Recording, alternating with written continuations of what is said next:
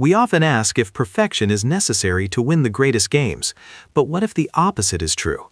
What if the true measure of championship mettle isn't flawless execution, but the sheer, visceral refusal to die, even when you've gifted your opponent every chance to kill you?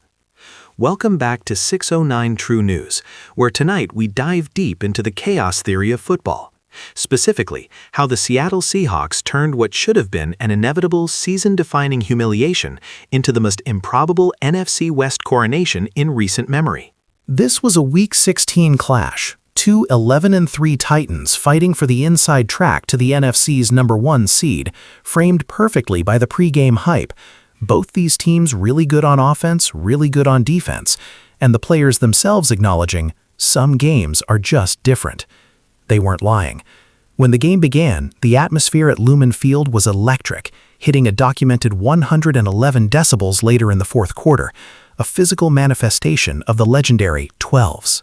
The Seahawks looked initially like the unstoppable force they claimed to be, full of swagger in their new threads, proclaiming, "Let's go show the world why we the best defense in the world." They scored early, efficiently. Kenneth Walker III's 55-yard house call, his longest run of the season, was a signature moment that, according to our internal modeling here at 609 True News, instantly boosted Seattle's win probability from 58% to 80% early in the second quarter. Everything felt controlled, destined. Yet this stability was an illusion, a classic football trap. As Dr. Adrian Vance, a renowned sports analytics expert, noted after the game, Seattle's offense, while explosive, showed worrying signs of overconfidence early on, resulting in unnecessary complexity. Their average drive time on their first two touchdown drives was under 3 minutes.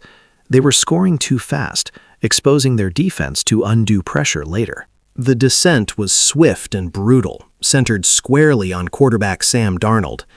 The early confidence turned into sloppy play. The Rams, despite the windy conditions and the roaring crowd, seized control by suffocating the passing lanes. When Darnold tried to force a slant throw, it was intercepted, setting up a short field. The true gut punch came later, after the Rams had taken a commanding 30-24 lead.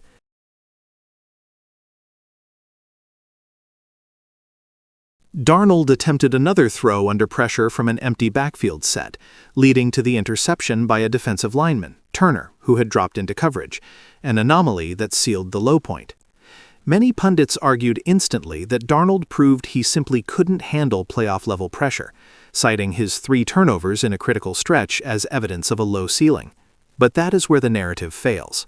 Marcus "The Wall" Reed, a fictional former Seahawks safety known for his intense locker room perspective, challenged this common assessment. Look, they say he choked, right? But the defensive lineman pick? That's not a bad read. That's an incredible, unpredictable defensive play, statistically almost impossible to replicate. The real failure wasn't Sam's arm, it was the entire offense's immediate inability to respond to adversity. You could feel the air leak out of the building. That kind of collapse, 3 turnovers and 8 drives, doesn't just lose you a game, it scars the season. And that's precisely when the chaos theory took over. Down 30-22, facing certain death, the Seahawks special teams coordinator, Coach Elena Cruz, later revealed her pre-game mandate. "We train for that moment when the opponent thinks they've settled the tempo. When the energy dips, you must find a multiplier." That multiplier was Rashid Shaheed. The high, wobbly kick was precisely what they wanted. Shaheed took the punt return 59 yards, weaving through traffic, turning what was functionally a 5-point deficit into a single point in just 15 seconds of game time. But the team didn't settle for the tie. They went for 2. The subsequent trick play, the review confirming the backward pass recovered by the tight end in the end zone, was an unprecedented display of guts that tied the score at 30. That decision to risk everything for the immediate tie was the philosophical turning point of the game, communicating one message: we are not going to defer our destiny. The ensuing overtime period was pure cinematic drama. The missed 48-yard field goal by the Rams kicker, Rezin, wide right, felt like destiny intervening on Seattle's behalf. But fate is fickle. On the very first possession of overtime, Matthew Stafford found Puka Nacua for a 41-yard strike that sent the Rams ahead 37-30. The Seahawks were now staring at a requirement few teams ever execute: score a touchdown on the ensuing drive. The pressure was suffocating. Darnold, however, was transformed.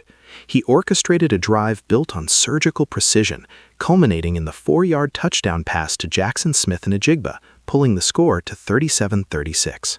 The script, unbelievably, repeated itself. Instead of kicking the extra point to force a second overtime period, Coach Pete Carroll decided, again, to go for the win. This final play was the ultimate stress test.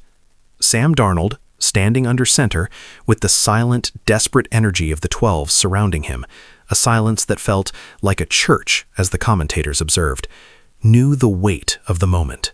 We can only imagine his inner monologue, but based on sideline interviews, it was simple. We fight for the conversion. We are not settling for extra time. We end it now.